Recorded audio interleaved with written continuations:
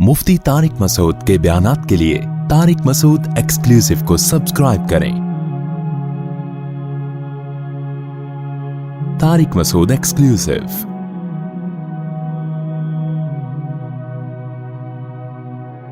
मुफ्ती साहब, तलाक के बाद अगर शौहर बच्चे का खर्चा नहीं उठाता तो 7 साल के बाद उसका हक बनता है कि वो बच्चा लेकर जाए या नहीं? शौहर पर लाजिम है कि वो तलाक के बाद बच्चे का खर्चा उठाए और बीवी पर लाजिम है कि 7 साल के बाद बच्चा शौहर के हवाले कर। जब बच्चा छोटा था तो माँ के साथ रहेगा, बाप मिलता रहेगा। जब 7 साल का हो जाएगा तो बाप के साथ रहेगा, माँ उससे मिलती रहेगी। हमारे यहाँ ऐसा नहीं होता, जिसकी लाठी उसकी भैंस, बस जिसका कब्जा हो गया वही रखता है उसको। ये जुल्म है। और अगर वो शुरू में कहे कि जिरगे में कि मुझे बच्चा नहीं चाहिए, मैं बच्चे का खर्चा नहीं दूंगा, तो 7 साल के बाद बच्चा उसका होगा या नहीं? फिर भी उसको खर्चा देना पड़ेगा और बच्चा लेना भी पड़ेगा।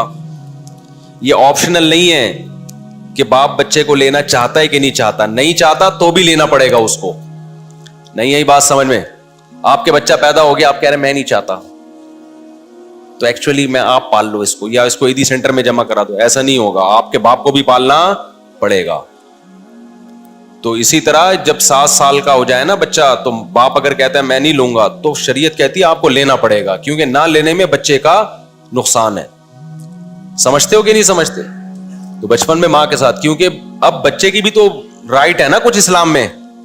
बच्चे का हक यह है कि बचपन में मां की गोद मिले उसको,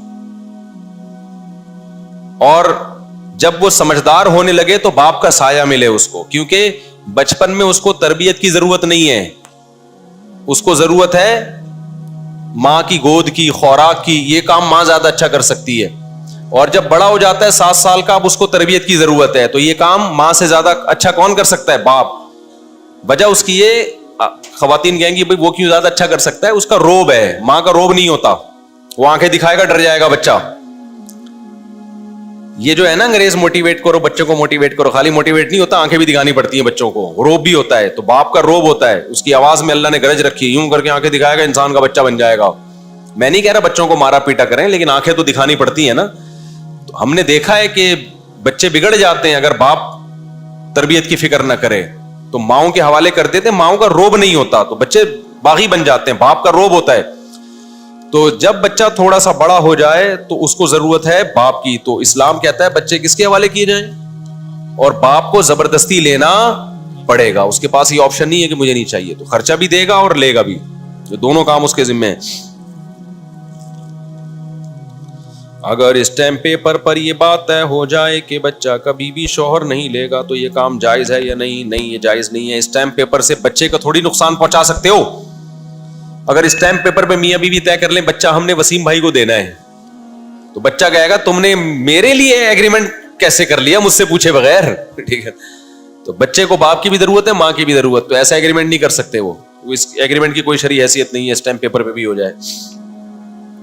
तलाक के बाद जो लड़की का सामान है कमरे में, वो सारा सामान लड़की का शुमार होगा, या जो सामान शौहर ने शादी के बाद खरीदा हो, वो मसलन बैटरी और बैटरी का पंखा, शुक्र है कुछ तो खरीदा इसने, ये शादी के बाद इन्होंने खरीदा है, बैटरी और बैटरी का पंखा, बाकी सारा बेगम ने लिया। वो सामान तलाक के बाद लड़की का है, शौहर का। जो लड़की को अब्बा के घर से मिला वो तो सारा लड़की का है। जो लड़के ने बीवी के लिए बनाया वो सामान जो लेडीज ही इस्तेमाल करती हैं, चूड़ियां उड़ियां हो गई, जेवर हो गया, कपड़े हो गए, वो भी बीवी का है। लेकिन इसके अलावा जो सामान है, बैटरी, पंखा, ये शौहर की मिल्कियत में होती हैं ये चीजें। तो ये शौहर की मिल्कियत में, ये बेगम अपने साथ नहीं ले जा सकती, वरना तलाकें होंगी, खुले होंगे, औरतें पंखे भी उठा के लेके जा रही होंगी। ऐसा नहीं होता भाई, ऐसा करोगे तो कोई भी नहीं आएगा। बीवी को इस तरह कहना कि तुझे 3 तलाक, तो क्या इससे तलाक होगी? इससे भी नहीं होगी तो फिर किससे होगी मेरे भाई? इतने सरी अल्फाज से बीवी को कह रहे तुम्हें 3 तलाक, तो कह रहे हैं कि इससे होगी कि नहीं होगी? क्यों नहीं होगी इससे?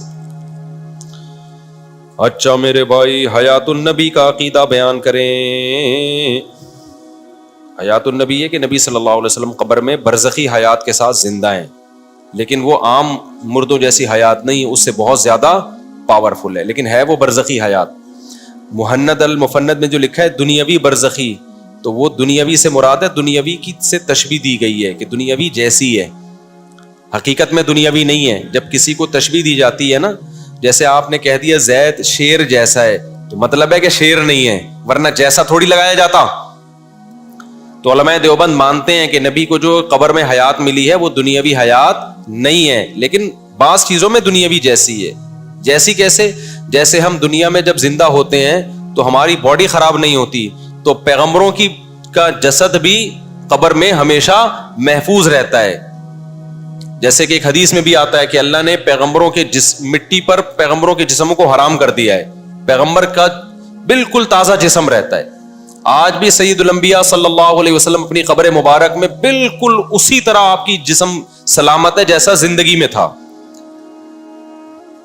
تو ایک بات تو یہ. دوسرا، جب نبی کے قبر پہ کھڑے ہو کر سلام پڑھا جاتا ہے تو صحیح حدیث سے یہ بات ثابت ہے کہ آپ اس سلام کو بنفس نفیس سنتے ہیں. یہ بھی ایک معجزاتی طور پر ہے.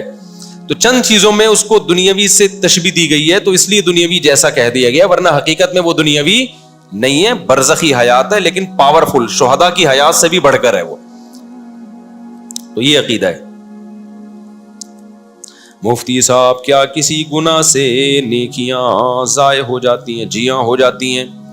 زید ابن ارقم رضی اللہ تعالیٰ عنہ نے ایک معاملہ کیا، وہ سودی لین دین تھا، ان کو پتہ نہیں تھا کہ یہ سود ہے. حضرت عائشہ نے فرمایا کہ زید ابن ارقم کو بتاؤ کہ تم نے اگر یہ سودی لین دین کر لیا تو تم نے جو نبی کے ساتھ مل کے جہاد کیا ہے نا، اللہ اس جہاد کے اجر کو ضائع کر دے گا. تو جیسے نیکیاں برائیوں کو کھاتی ہیں، برائیاں نیکیوں کو کھاتی ہیں، تو یہ دونوں ایک دوسرے کو کھا کے ختم کرتے ہیں. جب آپ نیکی کرتے ہیں تو گناہ معاف ہوتا ہے اس سے، اور جب گناہ کرتے ہیں تو کوئی نیکی ضائع ہو رہی ہوتی ہے. گردے کے مریض کے لیے روزے کا کیا حکم ہے؟ روزہ رکھنے سے اگر اس کو نقصان ہو رہا ہے تو چھوڑ سکتا ہے بھائی، ورنہ نہیں چھوڑ سکتا.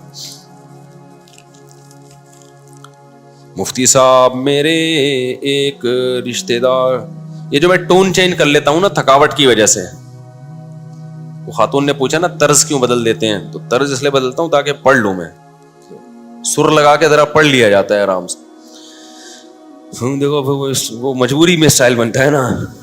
مفتی صاحب، میرے ایک، اب میں ایسے خبر نامے کی طرح پڑھوں گا تو گلا بھی تھکے گا اور ٹینشن بھی ہوگی، وہی پھر آ رہا، زیادہ سر آ رہا ہے. مفتی صاحب، میرے ایک، یہ کیا لکھا ہے یار پتہ نہیں، رشتہ دار کی بیٹی طلاق یافتہ ہے اور اس کے والد صاحب بھی نہیں ہیں، تو میں نے اپنے گھر میں کہا ہے کہ میں نکاح اس لڑکی سے کر دو میرا نکاح. تو اس بات پر میرے والد صاحب کہنے لگے کہ ہم نہیں کریں گے، ہمارا نام خراب ہوگا، ہماری بدنامی ہوگی.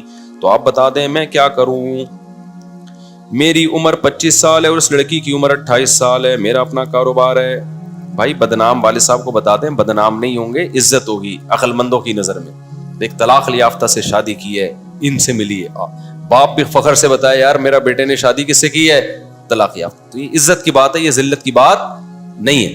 دوسری بات یہ کہ ایک اور شادی بھی کر لینا، ابا کو بتا دیں 4 شادیاں کر لینا، تو اس سے عزت سوسائٹی میں اور زیادہ بڑھنی چاہیے. بڑھے گی پھر بھی نہیں، لیکن بڑھنی چاہیے، ٹھیک ہے نا.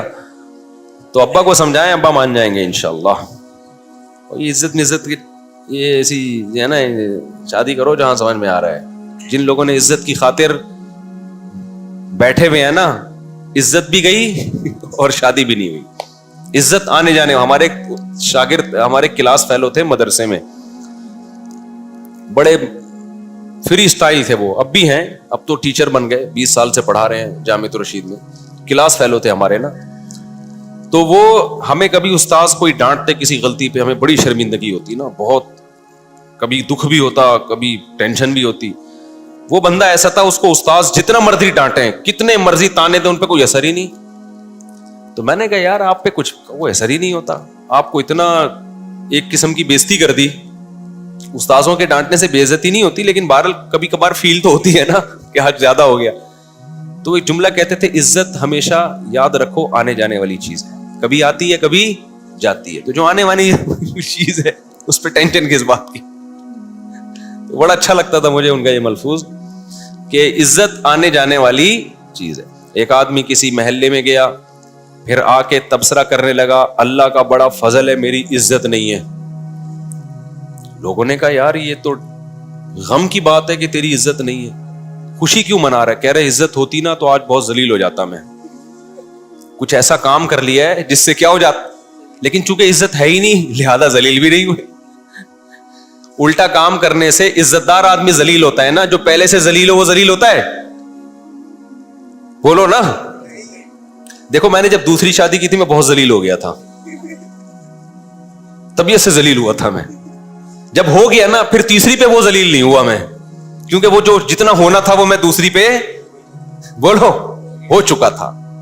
تو پھر جب تیسری کی تو پھر نہیں ہوا میں ذلیل, کیونکہ وہ ہو چکا تھا میں ذلیل. لوگوں نے کہا تو کتے کو کتا بولو, کتے کو بے عزتی محسوس ہوگی؟ نہیں ہوگی, وہ تو ہے ہی کتا. اس کو پتا ہے یار میں تو کتا ہوں, کچھ اور بولو گے تو چوہا بولو گے تو شاید اس کو غصہ آ جائے. تو کچھ کام میں نہیں کہہ رہا کہ ذلیلوں والے کام کرنا شروع کر دو, لیکن کچھ کام ایسے ہوتے ہیں کہ وہ ہوتے اس میں عزت ہے لیکن لوگوں کو اس میں ذلت محسوس ہو رہی ہوتی ہے. تو ایک دفعہ کر لو, آپ وہ کر کے جتنی بے عزتی ہونی ہے ہو جائے گی, اس کے بعد آپ بے عزتی لیس ہو جاؤ گے, ٹھیک ہے نا؟ پھر وہ کام کرنے سے بے عزتی نہیں ہوگی. تو آپ یہ جو صاحب ہیں اس بیوہ سے شادی کر لیں یا طلاق یافتہ سے, ایک دفعہ طبیعت سے بے عزتی ہو جائے گی, پھر جتنی بھی شادیاں کریں گے بے عزتی نہیں ہوگی, کیونکہ عزت ہوگی ہی نہیں تو بے عزتی کا خوف بھی نہیں ہوگا. ایک دفعہ کرو, لیکن بیویاں مل جائیں گی آپ کو. یہ ٹائٹ ہو جائے گا کہ نہیں ہو جائے گا؟ ہم لوگ بچپن میں ٹائٹ کو بولتے تھے ٹینٹ ہو گیا, ٹینٹ. بچپن میں ہم بولتے تھے ٹائٹ کو کیا ہو گیا, ٹینٹ ہو گیا. تو وہ مجھے وہی لگتا ہے کہ ٹینٹ ہو جائے گا, ٹینٹ.